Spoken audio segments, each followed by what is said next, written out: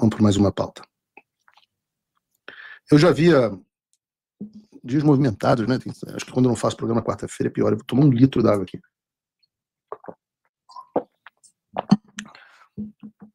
Eu já tinha falado aqui várias vezes, mostrado os fatos e as evidências que dizem que boa parte da responsabilidade do Brasil ter chegado ao estado em que chegou, boa parte dessa responsabilidade veio dos Estados Unidos. Eu não assisto, mas muitos de vocês me falam que o Kim Paim também fala sobre isso, que é bom. Se ele fala mesmo, ele tem razão. Eu tenho falado aqui há muito tempo. Inclusive, no final do ano passado, já contei essa história no ar, eu tive uma reunião uma vez no Comitê Judiciário, daqui da Casa do Congresso dos Estados Unidos, na Casa dos Representantes, e no final do ano eu passei lá, já era aquele clima de final de festa, eu passei lá para sentar e tal, e bater papo com o pessoal, fazer meio que um balanço geral do ano, e preparando uma estratégia para 2025.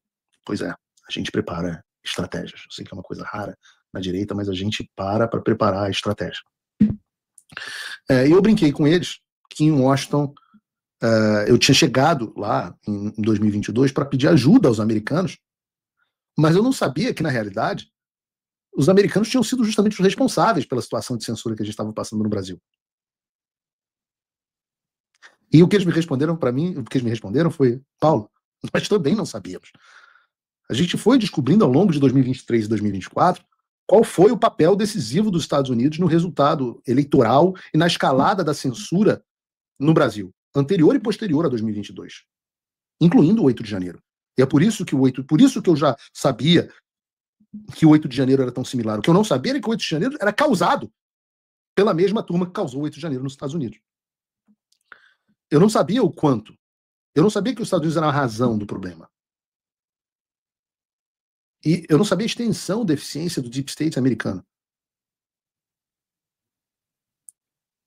Nós descobrimos, por exemplo, no escândalo da USAID, que ficou provado que o pagador de impostos americano, ou seja, eu, estávamos financiando a censura no mundo inteiro. Né? Então eu, pagando os meus impostos, financiei indiretamente o cancelamento do meu próprio passaporte. Quem fala muito sobre esse assunto é o Mike Pence. E, aliás, não por coincidência, o deputado Felipe Barros e eu estivemos aqui, encontramos durante muitas horas com o Mike Pence, o ex-funcionário do Departamento de Estado. E eu sempre falo isso para essas pessoas que acham que o que a gente está fazendo não adianta nada, né? Mas vejam a importância do desnudamento dessas informações. Acender a luz para mostrar as baratas e a sujeira na casa já deveria ser o suficiente para que a gente não cometesse os mesmos erros. Só isso já deveria valer uma enorme comemoração, mas a gente vai conseguir muito mais do que isso.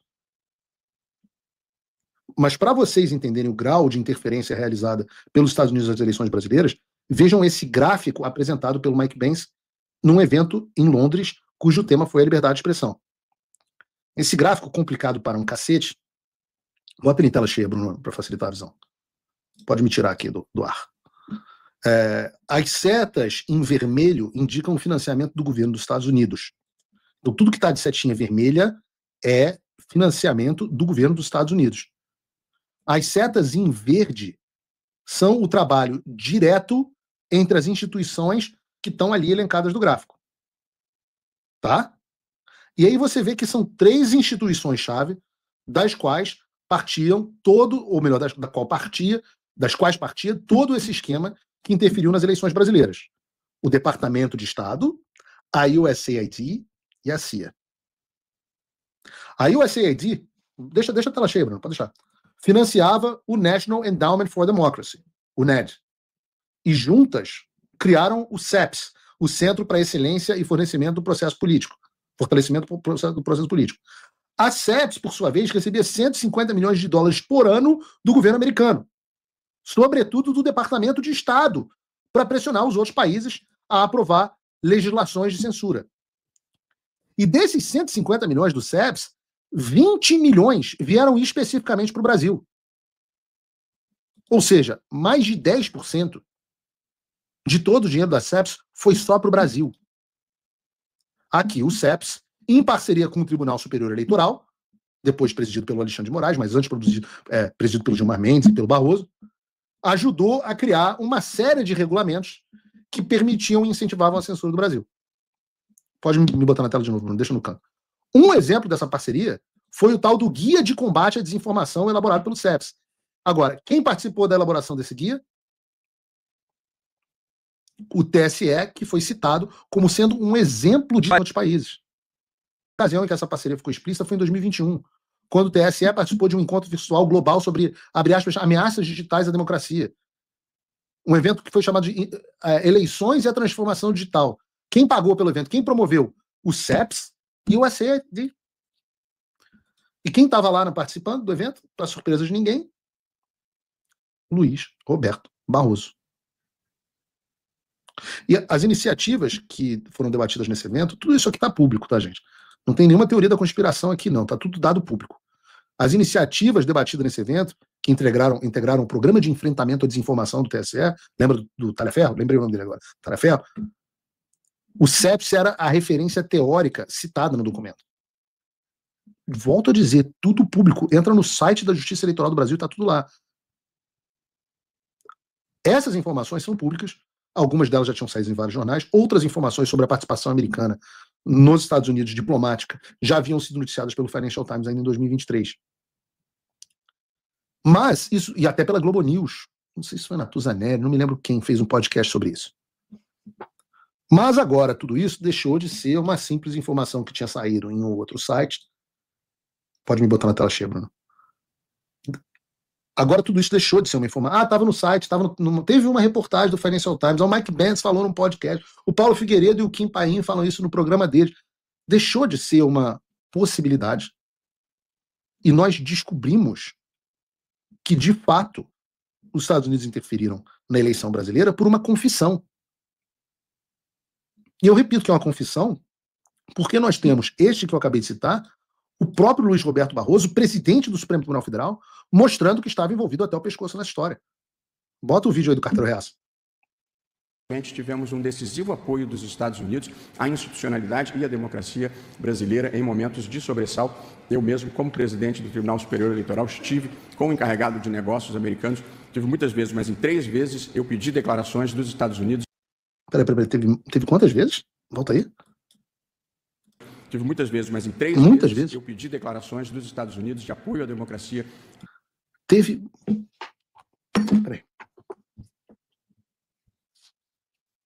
Peraí. A Constituição brasileira diz que a política externa cabe ao presidente da República, ao Poder Executivo. Hoje, o presidente Bolsonaro está inelegível porque ele fez uma reunião com os embaixadores dos Estados Unidos e dos outros países, mostrando a vulnerabilidade do sistema eleitoral. Essa reunião foi pública e transmitida. O que o presidente do STF agora está dizendo que, enquanto presidente do TSE, ele se encontrava rotineiramente com encarregados de negócios dos Estados Unidos. Eu vou explicar por que o charge d'affaires. Quando o Barroso era presidente do TSE, se eu não me engano, os Estados Unidos estavam sem embaixador no Brasil. Posso estar enganado. Houve um período muito grande. O Trump demorou para nomear um embaixador no Brasil. O que caralhos o presidente do TSE está fazendo encontrando muitas vezes o charge d'affaires, o encarregado de negócios dos Estados Unidos? A gente não vai ter aqui, mas vocês lembram de uma frase do do Alexandre, de que nós não éramos mais uma colônia, que o que estava acontecendo, a interferência americana era uma forma de neocolonialismo? Mas o Barroso não tinha problema, então, em encontrar... Quantas vezes, Barroso? Quantas vezes você encontrou? Tive muitas vezes, mas em 3 vezes... Muitas vezes, mas em 3 vezes... Pedi declarações dos Estados Unidos de apoio à democracia. Mas por que declarações dos Estados Unidos se nós não somos mais colônia, não é verdade? Tive muitas vezes. E o que você fez, Barroso? Eu não chamo de Vossa Excelência, já fique sabendo.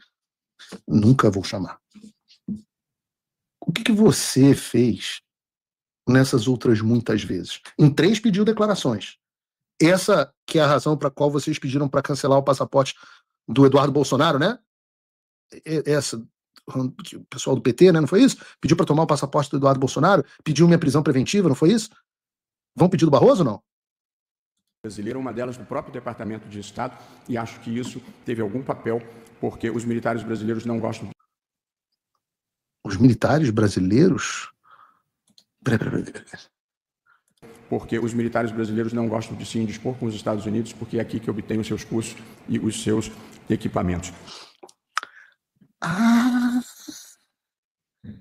Quer dizer que, como o Paulo Figueiredo noticiou em 2022, os militares brasileiros não tomaram uma postura, não cumpriram, vou ser correto aqui, não cumpriram seu papel constitucional também porque tinham medo de sanções dos Estados Unidos?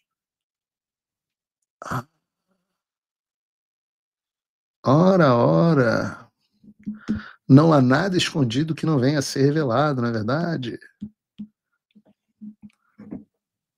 Muito interessante. O presidente do Supremo Tribunal Federal, Barroso, confessando a interferência americana. Eu contei isso ontem, numa das reuniões que eu tive, e ficou absolutamente... O pessoal da reunião, em Washington, ficou absolutamente perplexo com uma confissão dessa. O que me leva ao ponto de que não tem mais uma justificativa plausível para uma pessoa ser tão tapada a ponto de não entender que a gente não ganha essa guerra lutando só no Brasil. Ora, segundo o réu confesso, o traidor da pátria, confesso, ministro Barroso, foram os Estados Unidos que foram decisivos para tornar o Brasil uma ditadura durante a administração Biden. Agora, durante a administração Trump, onde é que a gente tem que lutar a guerra? É no Brasil ou é aqui? Ora, é evidente que nós precisamos buscar os Estados Unidos para desfazer a merda que eles fizeram durante o governo Biden. E não fizeram só no Brasil. Volto a dizer, se você botar o gráfico do Mike Pence, você vai ver que aquilo, 10% do CEPS foi para o Brasil, mas 90% foi para outros países. Eu digo para vocês, olha, dentro de uma reunião, isso eu posso falar, que eu acho que não tem, na Casa Branca, eles voltaram a me falar, cara, a gente se solidariza muito com o que está acontecendo no Brasil, mas entenda, vocês não estão sozinhos. A gente está lidando com uma situação similar na Polônia. Não era essa imagem, não. Essa imagem é o Corey Mills. Mas tudo bem, pode botar a imagem. Depois a gente bota. É que a esquerda tem recursos limitados para lidar com isso. Vejam o Barroso em evento do LIDE, o Barroso está nos Estados Unidos, com a viagem, salvo engano, paga ou pelo contribuinte ou pelo evento do LIDE, financiado com dinheiro, inclusive, de devedor do INSS, com pessoas que têm ações na Suprema Corte do Brasil que vão ser julgadas por eles. Barroso foi também, aproveitou e fez uma reunião com o presidente da Suprema Corte Americana. E muita gente, ele está fazendo... Fiquem tranquilos, zero efeito. A Suprema Corte Americana não lida com esse tipo de coisa, e a razão pela qual eles receberam o Barroso é porque o Barroso é presidente da Suprema Corte Brasileira e foi uma cortesia oferecida aos pares. Mas assim como o Barroso fez o que precisava ser feito, ninguém da direita fez durante o governo Bolsonaro. Isso aconteceu, tudo isso aconteceu debaixo dos olhos do presidente Bolsonaro. Ninguém do governo Bolsonaro percebeu o que estava acontecendo. Ninguém contra-atacou, ninguém criou alianças contrárias a isso. Aconteceu debaixo do nariz deles. A única coisa que dá para eximir essas pessoas foi que também aconteceu muita coisa debaixo do nariz do Trump, inclusive contra ele próprio, no próprio governo dele, e ele não sabia. Como ninguém fazia nada, o que eu comecei a fazer? Arregacei as mangas e comecei a fazer. E graças a Deus nós temos o Eduardo Bolsonaro, que agora ficou aqui de forma dedicada, integral, fazer esse papel. Digo para vocês, podem fazer a chacota que quiserem, daqui a pouquíssimo tempo, Eduardo Bolsonaro será um herói no Brasil. Guardem essas palavras. Aliás, João, guarda esse corte profético.